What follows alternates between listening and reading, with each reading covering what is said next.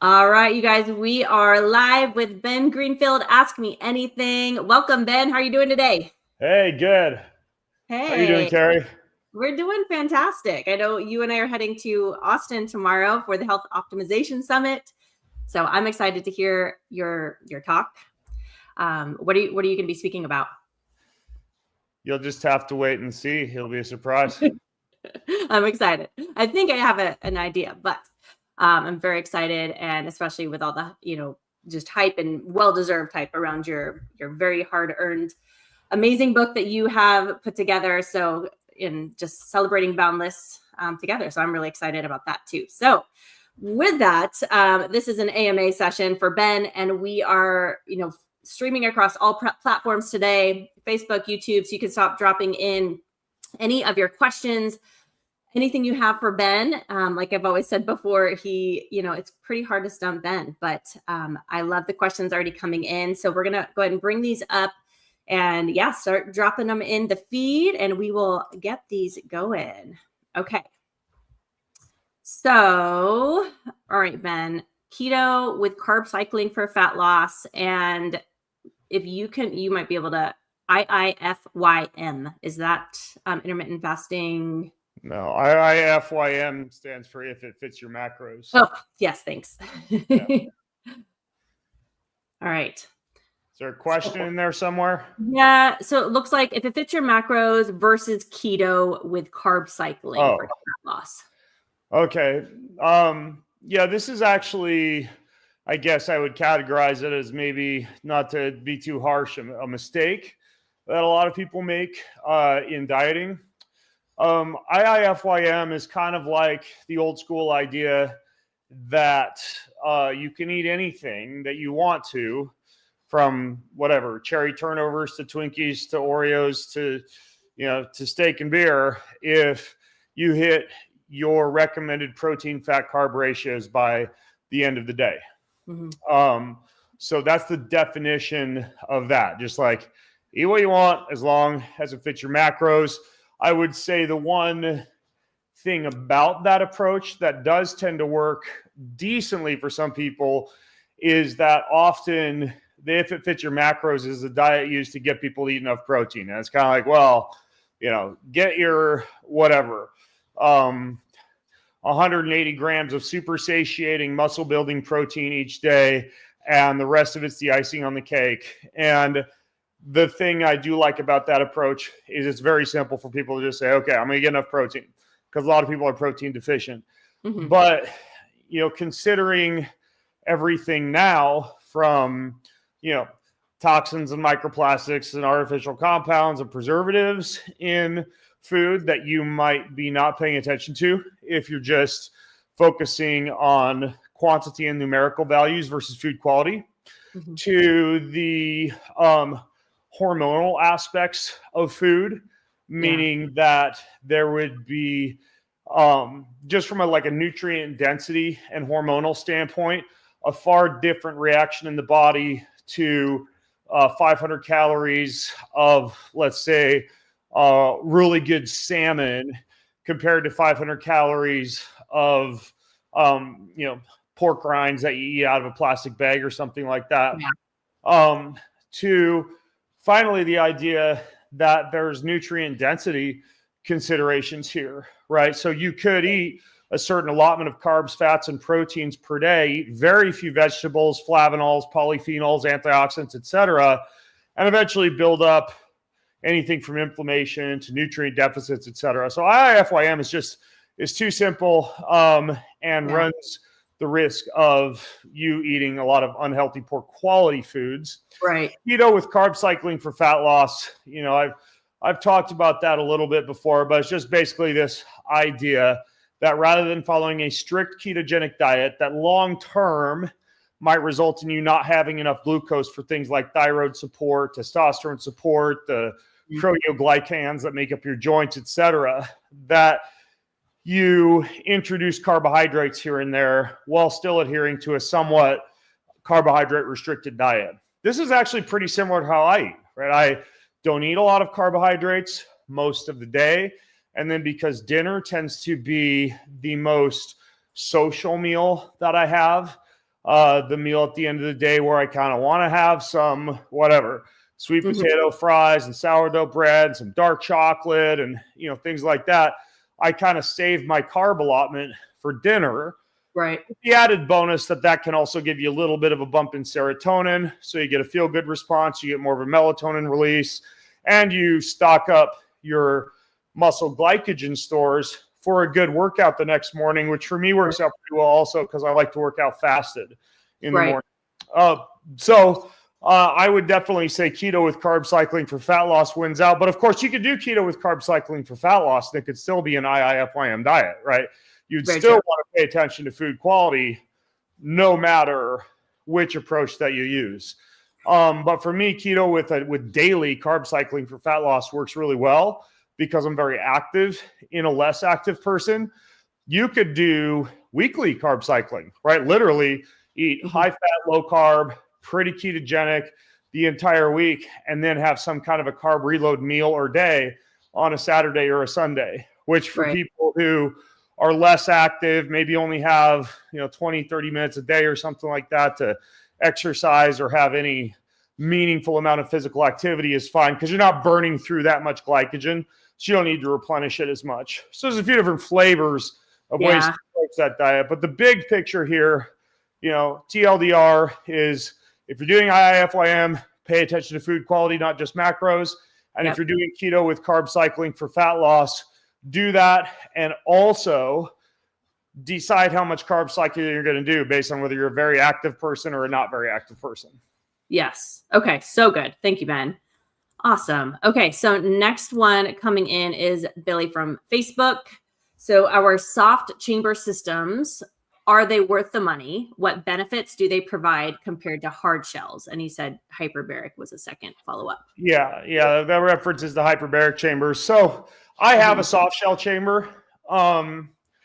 They're definitely less expensive than hard shell chambers, but they don't go to as high a pressure. Now, in a hospital hyperbaric setting for, say, like wound healing, traumatic brain injury, things like that, hard shells work really well and are a very good choice, but they're also very expensive. I mean, a friend of mine, very popular biohacker in the space, Gary Brecka, I was at his house a couple weeks ago. He has 2 hard shells, right? One that he podcasts out of and one with like a freaking like gym inside of it.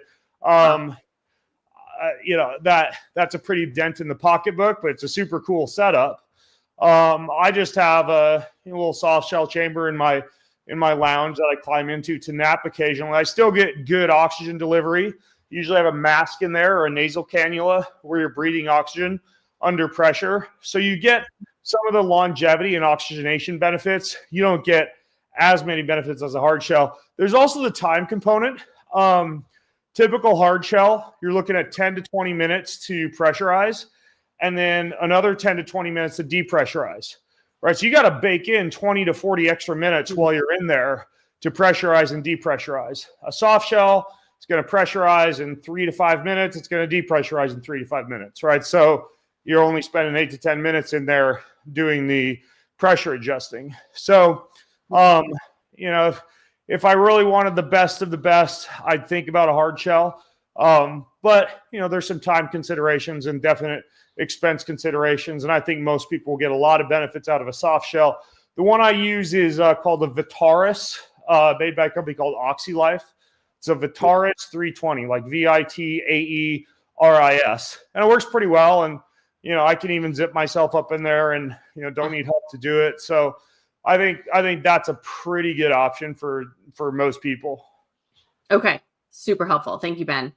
Okay. So Bonnie from Twitter is saying this is a good one too, because I actually just listened to this with Dr. Stacey Sims. What are your thoughts on women pre and post menopause working out fasted? So Dr. Sims was just out recently with Mel Robbins, and she said it's a hard no. What are your thoughts? Depends on what you mean by fasted, right? So, premenopausal women tend to see a little bit of a downregulation of hormones related to fertility with regular fasts that are longer than 12 hours. And even though there's not robust research on this, you could make an argument that exercising in that window would accelerate that deficit even more.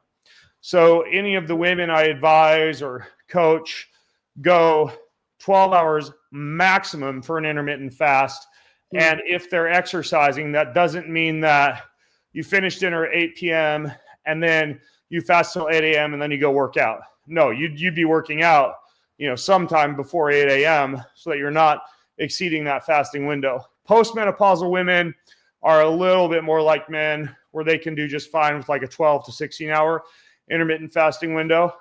If you find yourself frequently cold, low libido, men erectile dysfunction, women poor sexual performance, or lack of blood flow or lack of arousal, a lot of things you'd expect to see with a downregulation, fertility, and hormone balance. And you probably should adjust your feeding window. Now, interestingly, this gets even more complex. Back to the other question, like, what are you having for dinner the night before, right? Most people who have adequate carbohydrates with dinner and aren't carb phobic with dinner can thrive just fine on a morning fasted workout, because again, you've got topped off muscle and liver glycogen levels.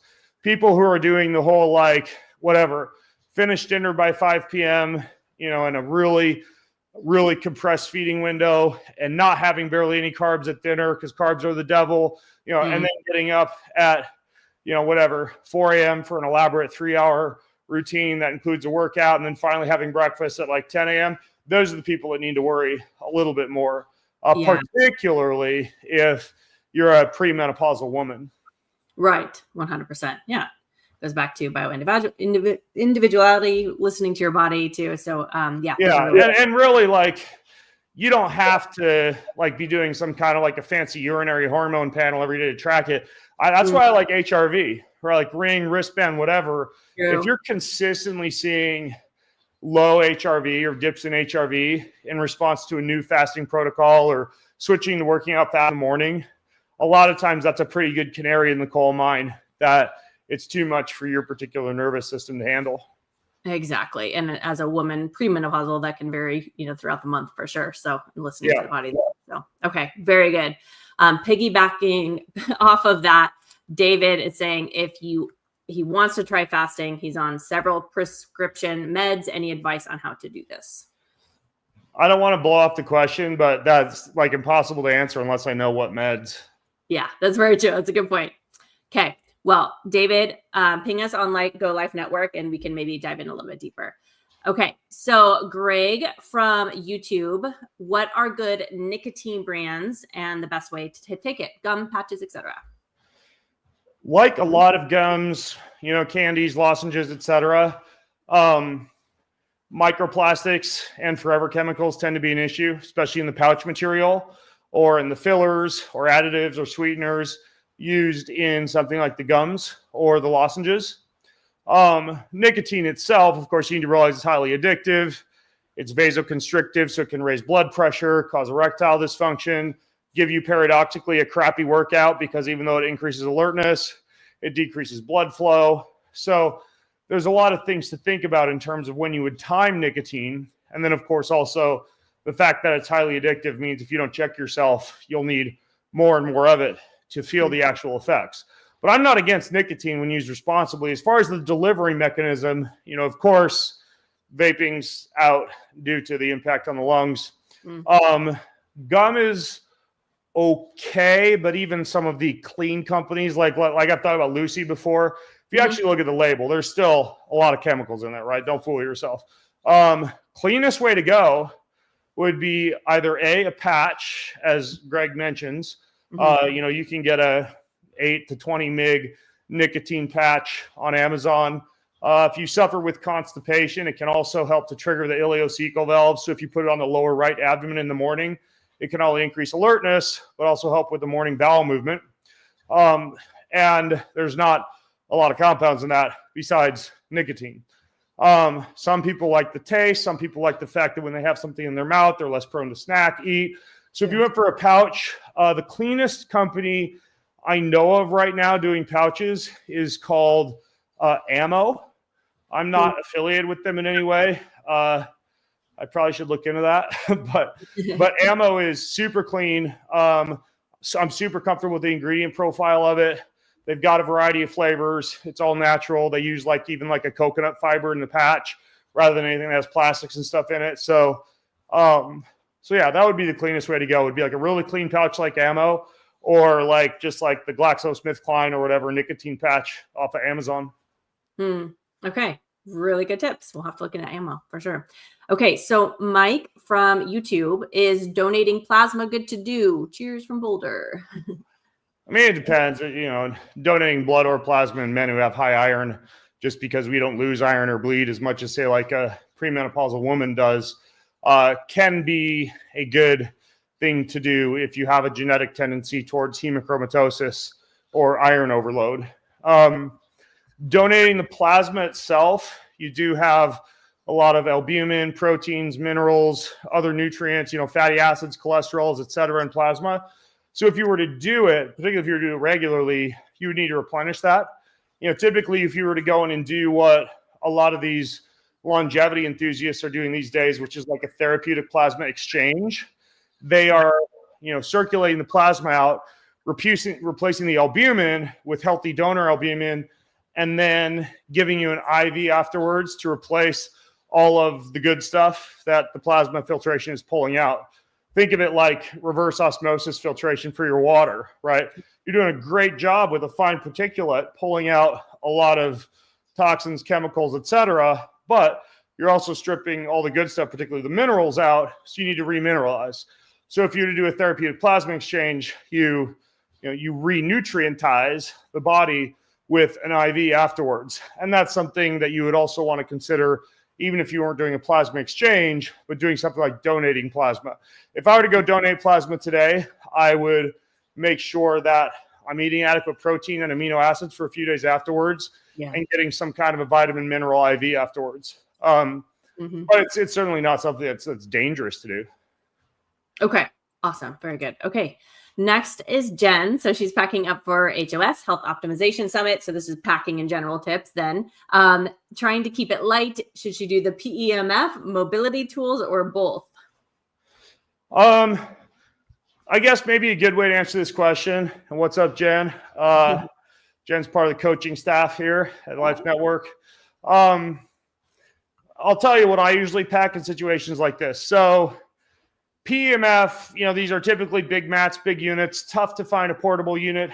I don't travel with PEMF or any grounding or earthing technologies, just because I never check bags, and I go outside barefoot and ground and earth enough to where I just figure I'm getting the PEMF at home. So I don't pack that to save space. If I were going to pack PEMF, there's a couple good portable devices, one called the Flex Pulse. There's another one called the Cellar 8. These are small, pretty compact, and you could travel with them. For me, part of it is space and part of it is complexity, right? When I get to where I'm going, I'm typically like boots on the ground, like racing off meetings and stuff. So I want to plug in and unpack as little as possible. So that's really the only good reason I don't travel with one of the really small portable PEMF devices. Though if I'm managing an injury, I would. I don't travel with any mobility tools because I have a Mobot water bottle, which doubles as a foam roller. So that's kind of like giving me a 2-in-1, just like a stainless steel bottle that was designed also to do deep tissue therapy. So I've got that. I do travel with a really, really small, like massage gun type of thing. The one I use right now is made by Rapid Recovery. It's kind of like a vibration wand. And then my workout kit is super simple. I've got one elastic band. I try to choose a resistance heavy enough to where if I want to do like 10 overhead presses, I can't do many more than that. And then blood flow restriction bands and one of those roll-up door frame suspension straps. So I can do push-ups, pull-ups, elastic band exercises, all with blood flow restriction. And again, I travel all over the world and I don't check bags. And that takes up barely any space and weighs barely anything at all. So stepping back big picture, my travel kit from a mobility and fitness standpoint is basically a small vibrating massage tool, a water bottle that doubles as a foam roller, an elastic band, door frame suspension trainer, and BFR bands. And that's usually enough to get me by. Of course, a lot of times when you're traveling, the hotel or whatever has a foam roller or, kettlebell handle or whatever else you need for some deep tissue work. Awesome. Yeah, that's so good. You are the world traveler, so it's good to super good tips. Thank you. Okay, so this one came in from Instagram. So it is not okay. There we go. Sorry, there we go. From Matt, any advice on quitting long-term marijuana addiction? Yeah. So when you're looking at any addiction, you're looking at dopamine and typically opioid receptors that need a little bit of a resetting, so to speak. When you throw marijuana into the equation, you're also looking at the dependency of the endocannabinoid system on THC, which can be mildly addictive daytime. And then if you're using it for sleep, it can be super problematic because when you're off it, if you've been using it for sleep, you get withdrawal-induced insomnia typically that lasts for a couple of weeks. So a few things to think about. The first is for the last part that I mentioned, just switching to a really good full spectrum CBD oil that you gradually work in as a replacement for sleep. If you're using marijuana for sleep, is a good idea for evening.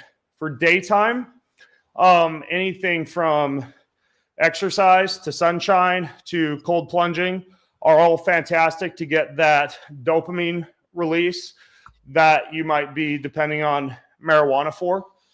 There are also things that can relax you with fewer side effects and kill, I shouldn't say kill, basically THC causes massive free radical leakage in the mitochondria in the brain.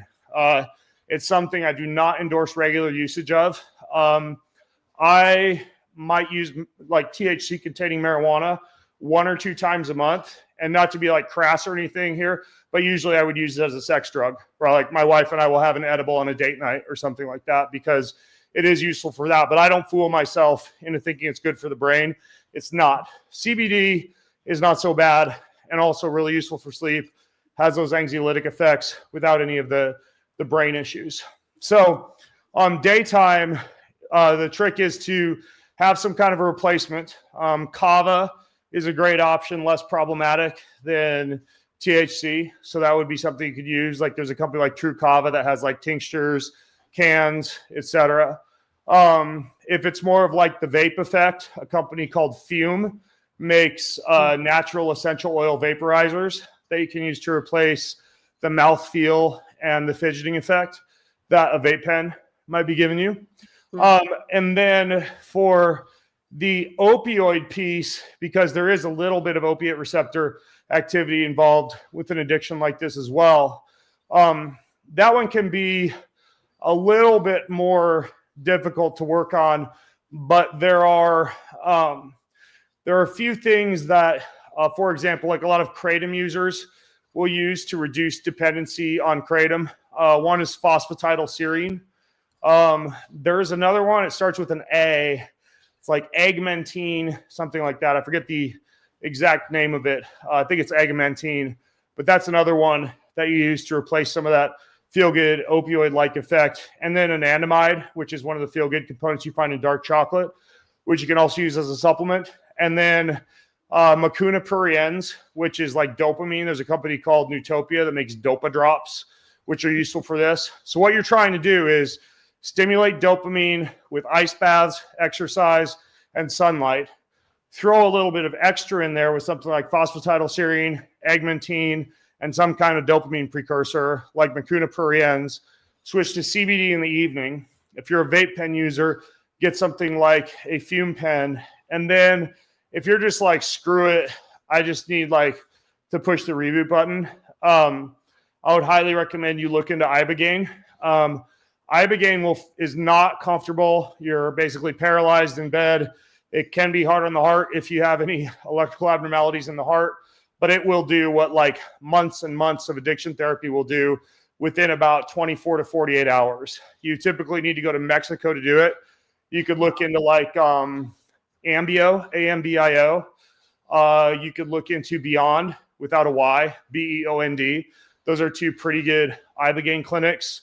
You're usually there for 5 to 7 days, but for severe addiction or just a full body reboot, whether it's, anything from heroin to THC to, painkiller drugs, that would be kind of like the big guns. Wow. Lots of good tips there. Thank you, Ben. Okay. I want to be mindful of your time. How are you doing with maybe one more question? Yeah, sure. Let's go for it. Okay, awesome. So Patrick from Facebook, how has having new teeth changed your life? So Dr. Nico Loud, I knew did that for you. Yeah. When I visited Dr. Loud out of sheer curiosity about what bioaesthetic dentistry actually was, I was happy with my teeth, but she really opened my eyes to the idea of a poor bite patterns, and worn down teeth affecting nutrient absorption, affecting nighttime oxygenation, affecting the way that you carry your head, your cervical spine, etc. So I decided to bite the bullet, pun intended, and actually work with her to do a full reshaping of the jaw and the airway and teeth area, using a mouth implant that she custom designs after doing x-rays and scans. And then what she does after you've spent about 1.5 years kind of reshaping the jaw, because if you do it before, you'll just wear down any new teeth that she puts in. She then uses a really biocompatible material that doesn't have any toxins or anything in it, made of ceramic. They're called lumineers. So I did the whole mouth reshaping process and then topped that off with the lumineers. And like, I had to really get used to it, like how much better I could chew food, how much easier it is for me to just like mouth tape and breathe through my nose at night.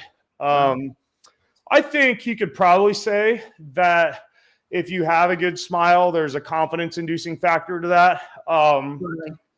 I've been called a excessively confident asshole enough to where I don't think I ever struggled with the confidence piece. But for me, the kind of like the nutrition, nutrient absorption, chewing ease, and nighttime sleep and oxygenation piece was intriguing enough to do it. So, just be careful who you go to, that they're using biocompatible materials, or perhaps more importantly, bioaesthetic dentists are very difficult to find, but they're some of the few practitioners.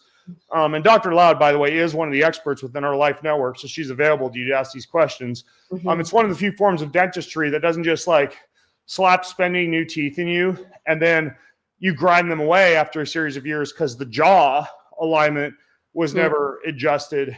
And so that's something to bear in mind. Very true. Oh my goodness. Yes. So good. Okay, Ben, thank you so much. And I know we did not get to a lot of the questions. So if you all could head to Life Network, drop it in Life Network, we'll keep the conversation going and get to those questions as much as we can. We also dropped our new social feed on Life Network as well. So check that out. It is still a work in progress. But head on in there, start putting in some questions in our forum and our social feed. And then Ben and I and some of the team will be at the Health Optimization Summit this weekend. So tune in. We will be having all sorts of fun live feeds going out from there as well. So thank you, Ben. Cool. Thanks, you guys. Great questions. Great question. On. Thank you. Hopefully Bye, guys. Awesome. Bye. Bye.